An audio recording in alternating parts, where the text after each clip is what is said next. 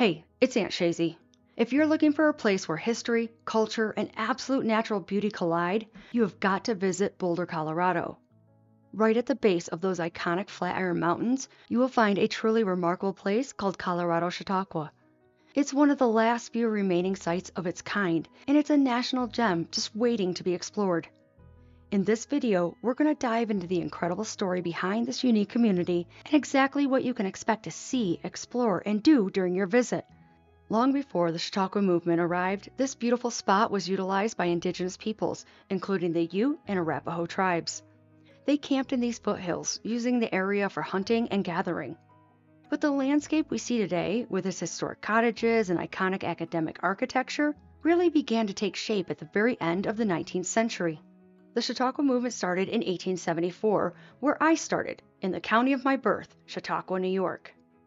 Theodore Roosevelt famously described the Chautauqua Movement as the most American thing in America, reflecting his admiration for its role in adult education, community gathering, and cultural enrichment. He visited Chautauqua Institution in New York 4 times, praising it as a gathering, quote, typical of America at its best.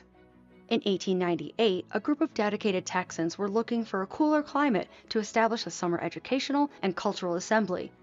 They were instantly captivated by the stunning beauty of Boulder, and, with the overwhelming support from the local community, Colorado Chautauqua was born. It was envisioned as a sanctuary for intellectual, spiritual, and physical renewal, a philosophy that still defines the space today. This massive national Chautauqua effort quickly transformed the peaceful foothills. Workers didn't always have it easy, though, as early infrastructure development, including roads and water systems, were a single-lane operation at best. So they laid out a system of wide, tree-lined streets and established camping grounds for early visitors who stayed in historical huts or temporary tents. They also built the magnificent Colorado Chautauqua Auditorium, which was completed in record time, just 53 days, to open by the 4th of July in 1898. This architectural masterpiece, with its exceptional acoustics, has hosted countless legends from scientists to symphony orchestras and more. Unfortunately, the building was under construction the day we visited, so we weren't able to go inside. They are currently prepping for the Sundance Film Festival to move from Utah to Boulder in 2027. You can still find many of the unique, charming, and often surprisingly small historical huts or cottages that were built by early attendees who returned year after year. These carefully preserved structures are a central part of the park's story. If you're planning a visit, many of these historical huts are available for rent, offering a truly immersive experience, though they often sell out quickly.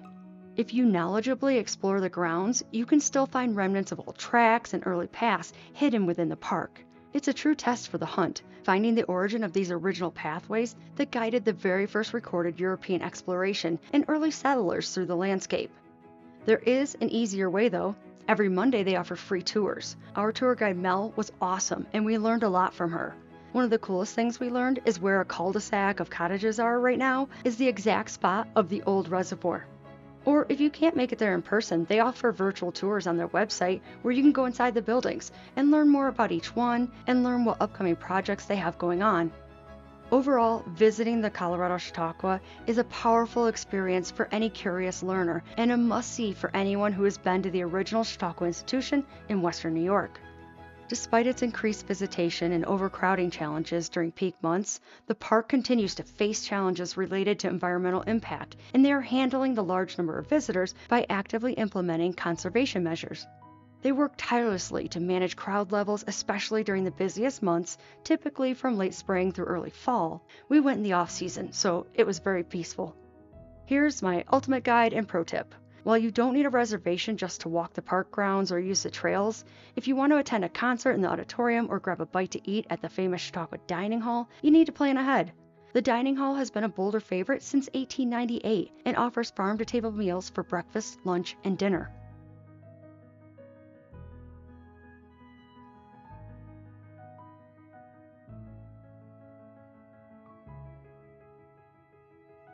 And don't forget to stop by the general store for some cool merch and snacks like ice cream.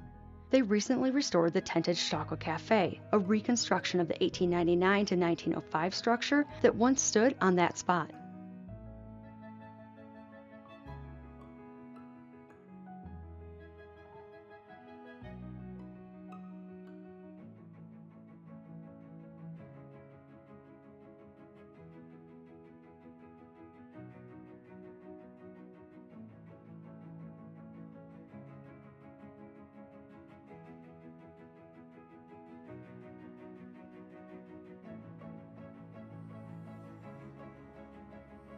If you're an avid hiker, Colorado Chautauqua is the gateway to over 40 miles of trails leading right into the dramatic Flatirons.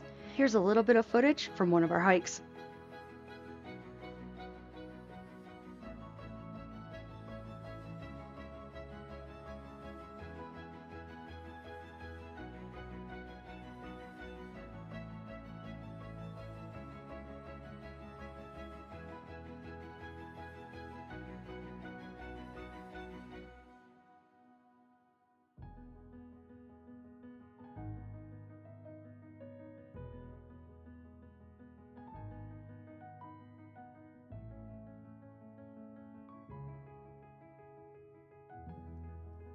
Colorado Chautauqua is a National Historic Landmark and worth the visit.